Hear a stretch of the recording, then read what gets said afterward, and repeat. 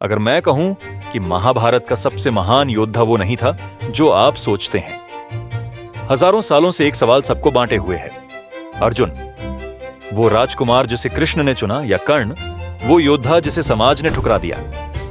आज हम इस बहस का आखिरी फैसला करने जा रहे हैं और जवाब आपको चौंका सकता है। इस वीडियो के अंत में आप जान जाएंगे कि असली महान योद्धा कौन था और ये आज भी हमारे लिए क्यों मायने रखता है। लेकिन उससे पहले एक सवाल, अगर सिर्फ इन दोनों में से एक ने जरा सी अलग राह चुनी होती तो क्या पूरा कुरुक्षेत्र युद्ध टल सकता था? ऐसा कौन था जिसके पास यह ताकत थी और फिर भी उसने क्यों कुछ नहीं किया? उसका जवाब थोड़ी देर में दूंगा, लेकिन पहले जानना जरूरी है कि ये दो योद्धा इतने महान क्यों माने जाते हैं। सोचिए, दो बालक एक जैसे ग्रहों के तहत जन्मे, एक जैसे वरदान पाए, लेकिन किस्मत ने उन्हें अलग अलग रास्तों पर डाल दिया। अर्जुन पांडवों का तीसरा पुत्र, द्रोणाचार्य का प्रिय शिष्य, दिव्य अस्त्रों का स्वामी और खुद श्री कृष्ण का रथी, सब कुछ उसे विरासत में मिला।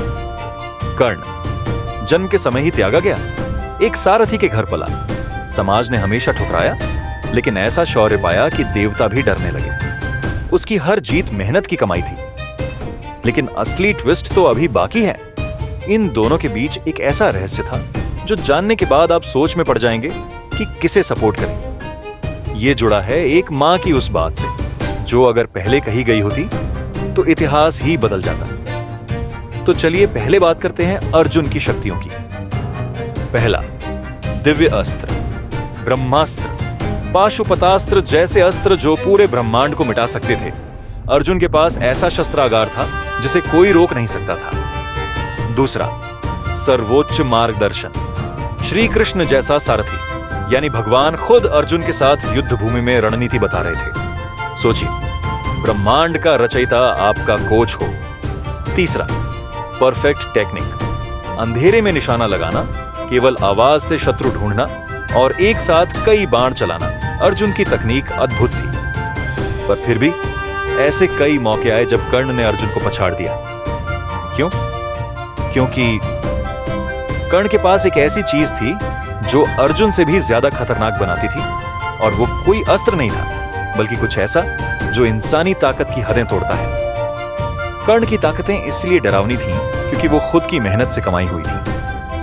प्राकृतिक प्रतिभा, कर्ण ने सिर्फ देखकर धनुर्विद्या सीखी। जो दूसरे वर्षों में सीखते वो उसने खुद से ही कर लिया। अडिग इच्छा शक्ति, हर तिरस्कार, हर अपमान ने उसे और मजबूत बनाया। जहां अर्जुन को सराहना मिली, कर्ण को संघर्ष मिला और इसी से उसे मानसिक बढ़त मिली।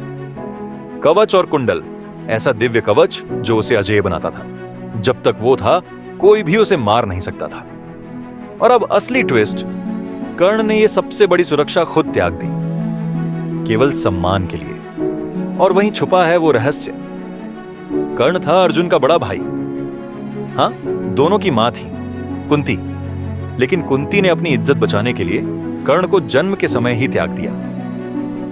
जब युद्ध से पहले उन्होंने सच्चाई बताई, तब कर्ण से वादा लिया कि वह अपने भाइयों को नहीं मारेगा सिवाय अर्जुन के। इसका मतलब अगर कर्ण चाहता तो युद्ध शुरू होने से पहले ही जीत सकता था, लेकिन उसने सम्मान को चुना, न कि विजय को।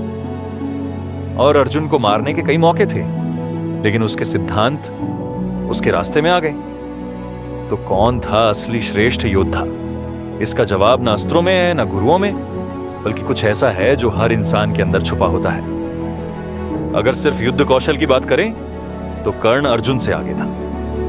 कई बार युद्ध में कर्ण ने अर्जुन को पछाड़ा, लेकिन उसकी हार के पीछे था कृष्ण की चाल, उसका श्राप और कवच का त्याग। अर्जुन है वो उदाहरण जो बताता है कि सही मार्गदर्शन, अवसर और साधन मिलने पर इंसान क्या कुछ कर सकता है। कर्ण है वो मिसाल जो बताता है कि विपरीत परिस्थितियों में भी महानता हासिल की जा सकती है।